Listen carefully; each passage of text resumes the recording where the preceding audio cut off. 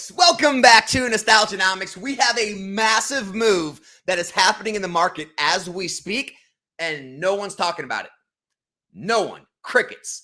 And I get it's a set that's a little out of the limelight. It's a set that's a little lackluster, but it's a massive move. And we're going to talk about why that move is happening. We're going to talk about why other like sets are seeing similar moves in the past or right now.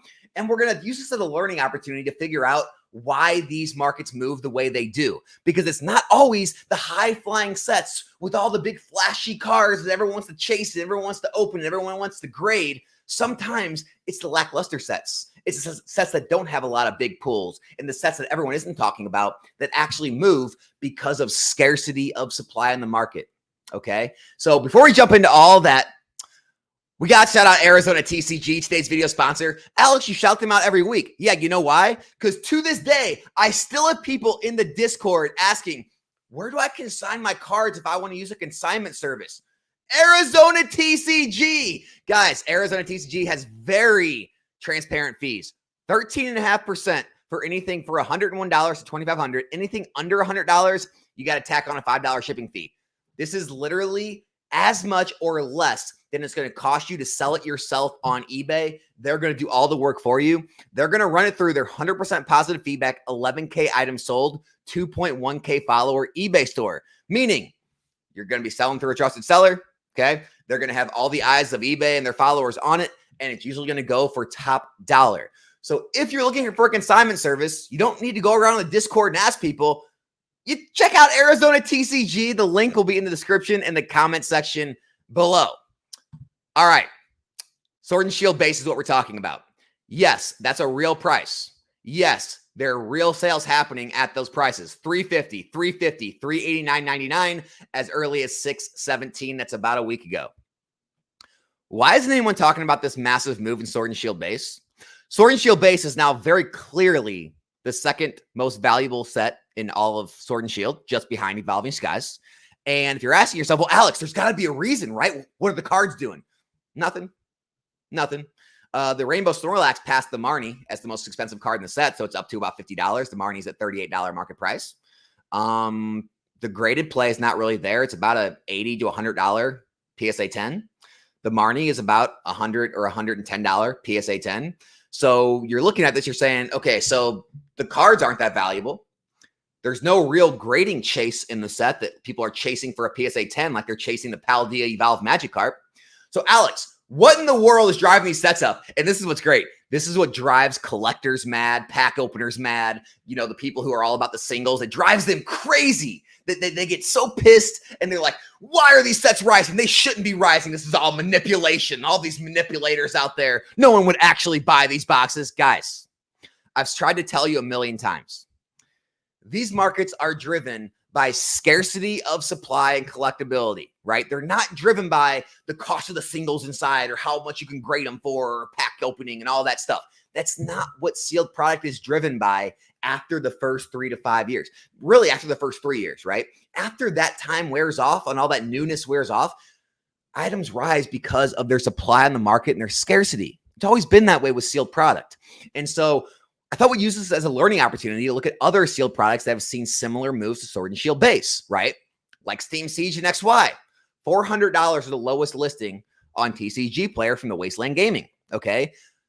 When you look at the chart over time, it shows the regular sealed product chart, right? There's times of growth, there's times of stagnation, there's times of growth, there's times of stagnation. They move up over time. No matter how bad the set is, they move up based on scarcity. Here's Steam Siege. Oh, it's a bad set. I'll be honest. The highest chase in the set is a $32 near mint market price card on the Gardevoir. Then it goes down and down from there. Actually, there's only 3 cards in the set that have over a $10 market price for a $400 box, right? Again, people go mad over this stuff. There's no grading play, right? It's about a $200 card if you grade it. So there's not a grading play there. And so it comes down to literally the box just getting more scarce over time. As sealed product ages, it rises in value. I don't know how many times we need to say this. Forbidden Light, okay? Definitely one of the weaker sets in Sun and Moon, right? 468.98, lowest list on TCG Player. When you look at the box, same type of thing. Had growth, had stagnation, has growth, and it's still in a growth phase right now, just like sealed product does. Now you can look at the set. Well, it's got a Rainbow Lucario, it's got a Rainbow Greninja, but they're only about $50 cards. So why is the box so expensive? Is it a grading play? Nope, it's not a grading play. It depends on how you sell the card. Maybe you get 200 for it. Maybe it goes in the 100s at auction. Same thing with Greninja. Maybe you get around 200. Maybe it goes a little under that at auction, a little more buy it now. But they're less than 200 or about $200 value cards. They're about $50 valued raw, but the box is a $468 box. Why is that? As time goes on, they get more scarce. We're going to talk a little more about why this happens at the end. I got a few more examples though. Lost Origin, okay? Hear me out here. This is a really good example. It's about the same age as the tag team sets. The tag team sets came later, but Lost Origin was a middle release set in Sun and Moon. So it's like literally a year's time. It's less than a year's time away from tag team sets. This box is going for about $640. Okay. Lost Origin. Okay. This is some sales on eBay, $639.99 plus $14.99 shipping. So that's what it's going for. It's what it's selling for. Okay. Here's the set. Got a Rainbow Lugia, $150 card. Mimikyu GX, $70 card. Suicune, $60. Okay. Got the Whitney, the waifu, $56. Professor Elm, $55. And Amina is going for $50s. So there's a little value there, but it's rainbows and full art trainers. That's it. Then you go to Unbroken Bonds. $650 box. Same price, realistically. It's about the same price as Lost Thunder. Okay. Ready for this? It's got the Gardevoir Sylveon alt art tag team. More expensive than the Lugia.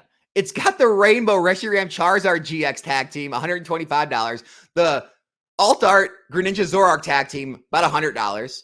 You got the Greens Exploration, the Reds Challenge, the Marshadow Machamp tag team GX for about $70. So you look at the top hits in that set.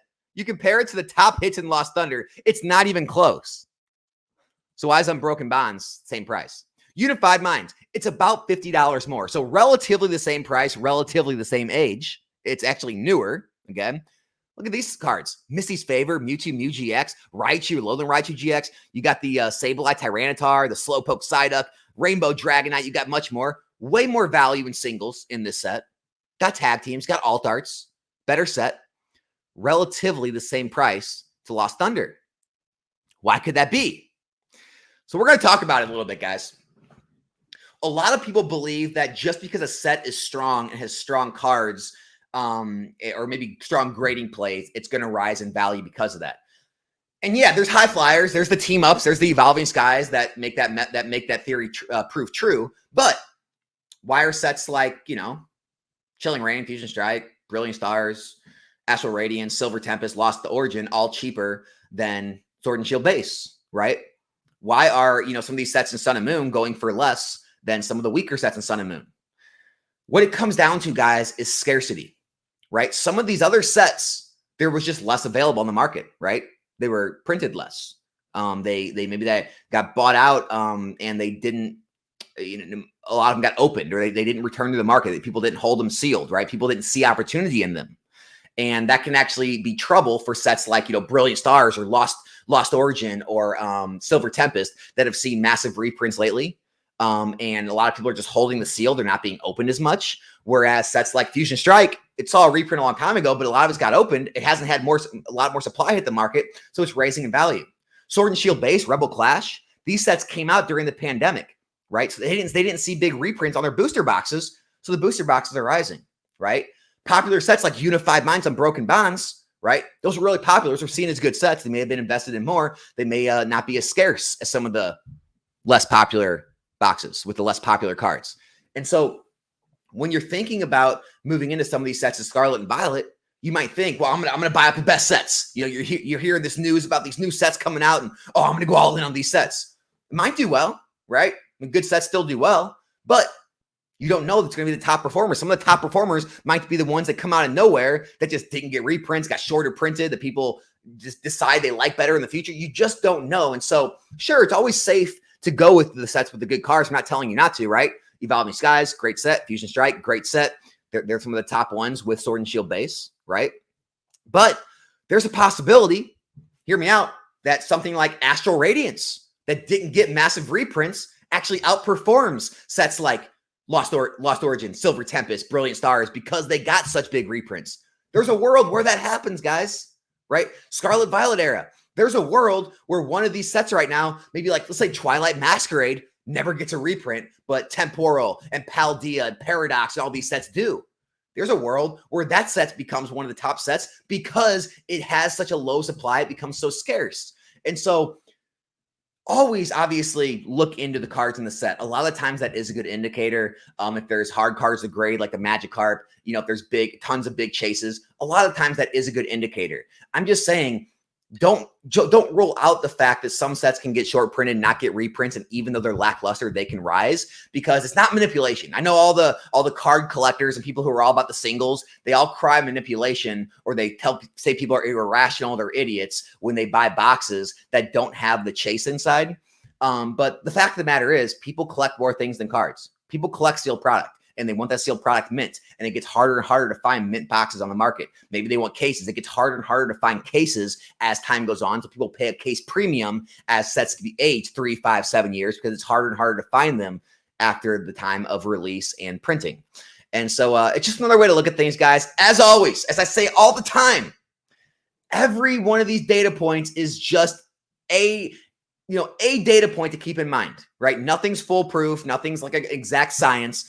But it is something to think about, especially seeing things like Sword and Shield base set jumping into the high 300s when it literally has no chase card. It literally has no grading play. And it's just simply age and scarcity on the market that's driving it. So hope you guys enjoyed the video, and I'll be back here in a new one soon. I'm out.